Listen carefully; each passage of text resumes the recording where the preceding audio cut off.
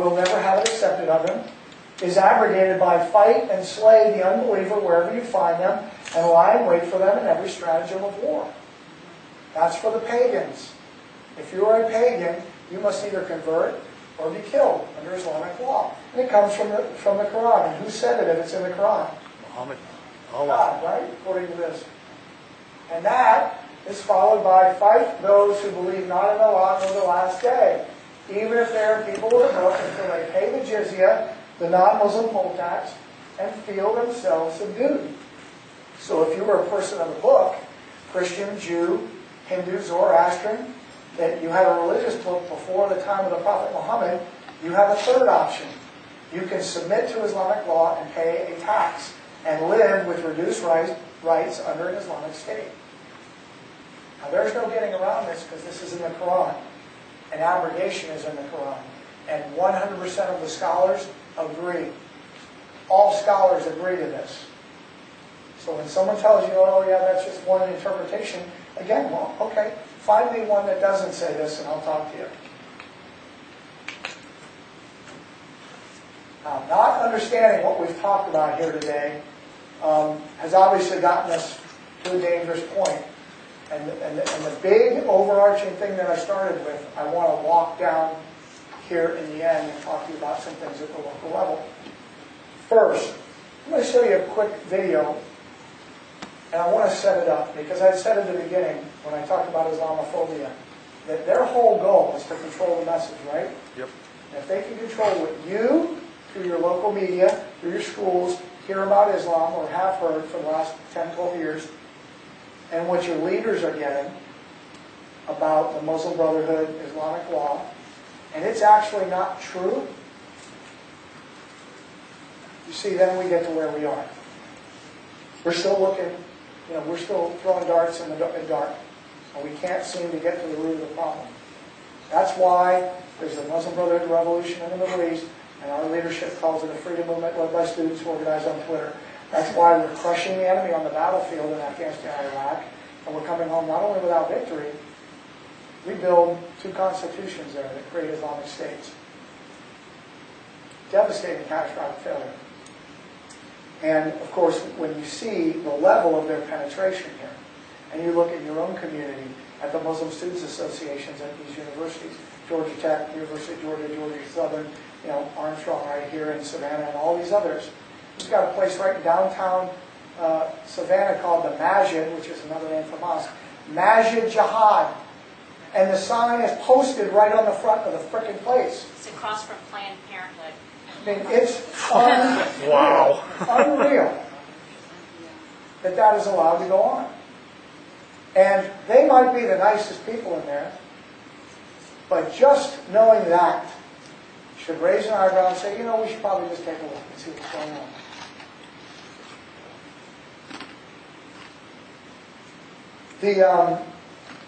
That concept of the Islamophobia and controlling the message and shutting you up, people that are cops, that are FBI, that are military, who understand this, I want to set up this video because these guys in this room, these guys filmed it. And this is a colleague of ours. Here's the situation there at the University of Central Florida. The event is hosted by the Muslim Students Association. The 2 speakers are Jamal Badawi, Muslim Brotherhood, unindicted co-conspirator in the Holy Land Foundation trial, and Adina Lekovic, the public relations officer for the Muslim Public Affairs Council, Muslim Brotherhood. In the audience, organizing the event, is Hamas, CARE.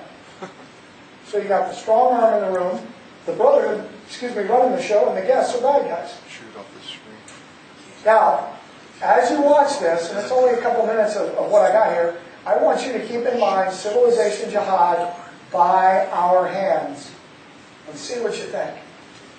My question is a legal one, and I bring it up, and I have a copy. I know that Mr. Badawi sits on the Peace Council of North America, and we've heard a lot here today about different laws, things like Quran, not Quran. The Reliance was translated in 1991 and is accepted by the Peace Council of Jeddah and the Peace Council of North America, as well as Al-Azhar University, the Grand Mufti of Syria, Jordan, Egypt, and it's accepted by all 4 schools of Sunni Islamic law and both of Shia. It talks about in the Book of Justice about stoning book O12-2. It talks about the killing of apostates. It talks about the killing of those who leave the apostates who leave the religion, and non-Muslims. This is accepted authoritative Islamic law, and if it is authoritative Islamic law, you sit on the council that has a stamp of approval inside it. The Fifth Council of North America has approved this book. Will you either deny Islamic law, or will you denounce Islamic law? One of the two, please.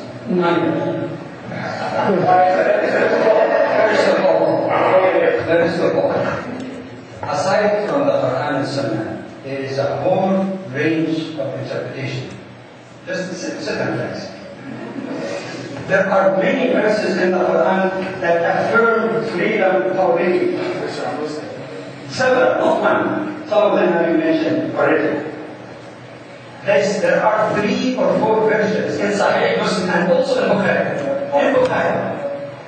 But sir, you're going to be deceptive. You're not going to answer honestly. This book has scholarly consensus or ijma. It does, excuse me, it has scholarly consensus. There is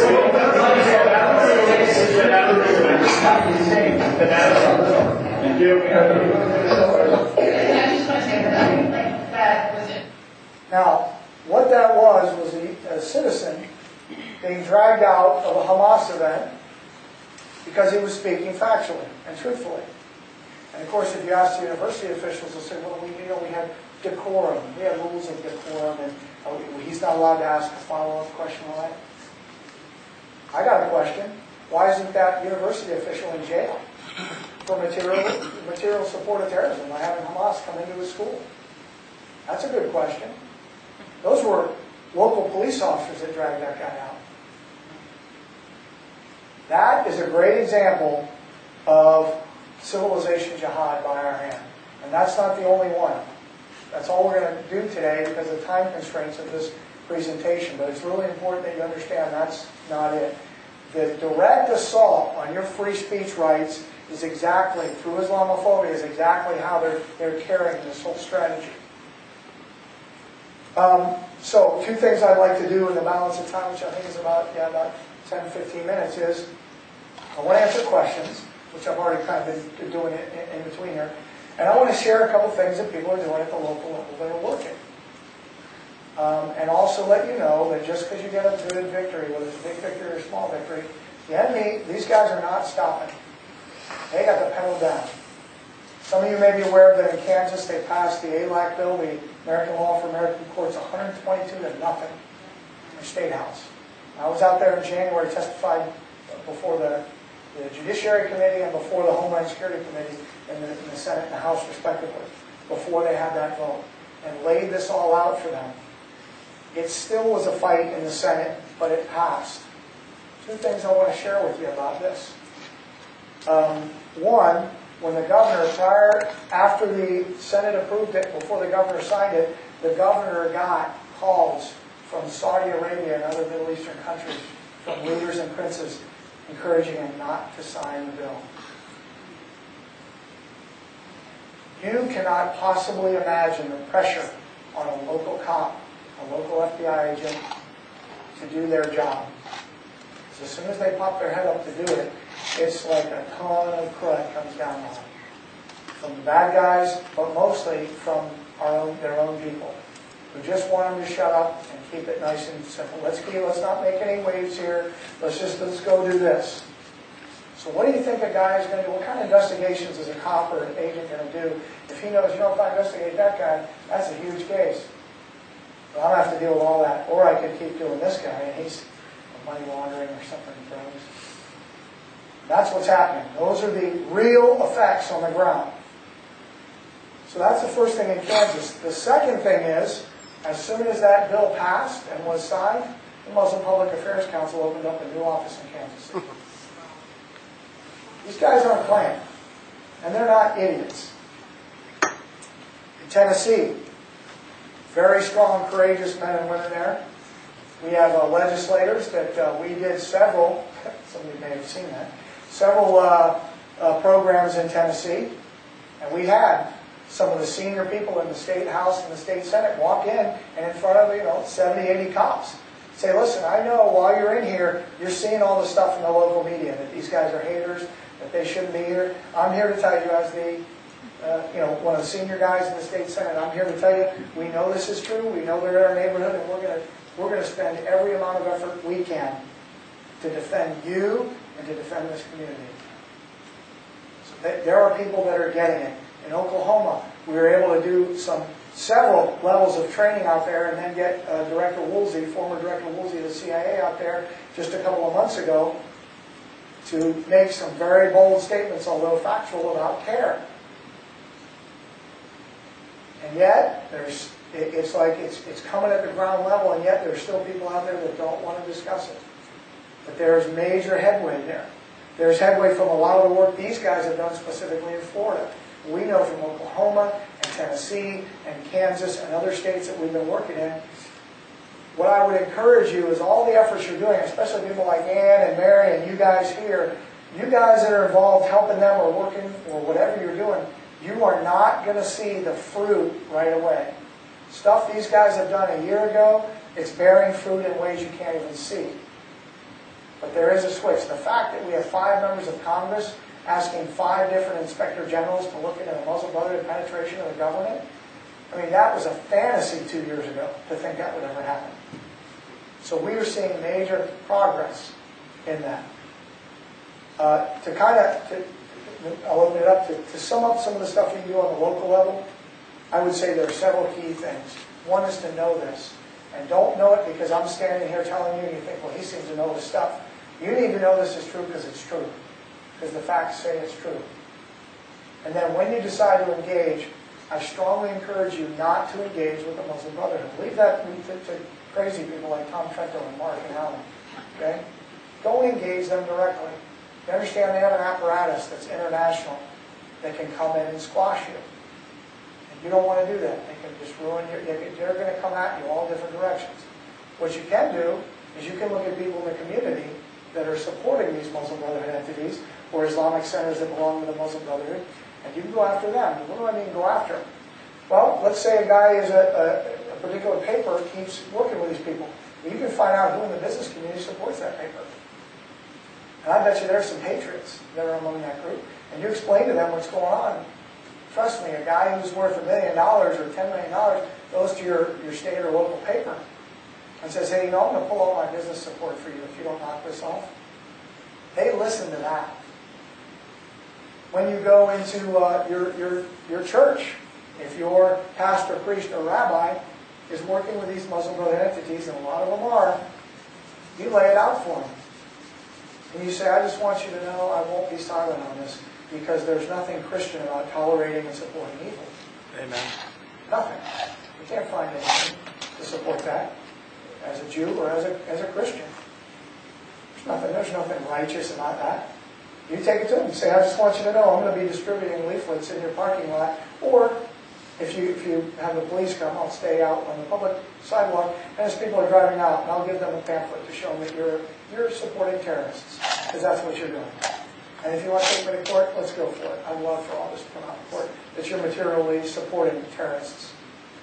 And a lot of our police are not real friendly to the cause, so just be prepared that if you're not going to stand down, you're going to take a ride in the police car. So. Yeah. I mean, what is it you're willing to do? And I think as long as you're right, you need to be willing to pay the cost. But you don't have to do it. I mean, people always ask you don't have to do anything totally outrageous. All you need to do is engage these guys. But don't engage them directly. There are ways to do that, but that takes for you to kind of grow in this and understand this. Yes, ma'am? So, John, tell us, why are you doing this? Why am I doing this? For the money. He's doing it for the money. Yeah. See, better than What's your story? for beer. See, the only reason I'm talking about these six-packs, I can't afford to buy one, so I got to come up with something. Why do you think he does that? I'll tell you why I do it, because I have children. And I don't want, I went to the Naval Academy. I grew up in a household where understanding what we have to be thankful for. And the Declaration says that our rights come from our Creator, and that we, as citizens of America, surrender a little bit of our rights to create a government that's supposed to secure those liberties for us, for the community at large. They're not doing it. And I think you don't need to be a historian to look around and see things are not right. And we are giving this away.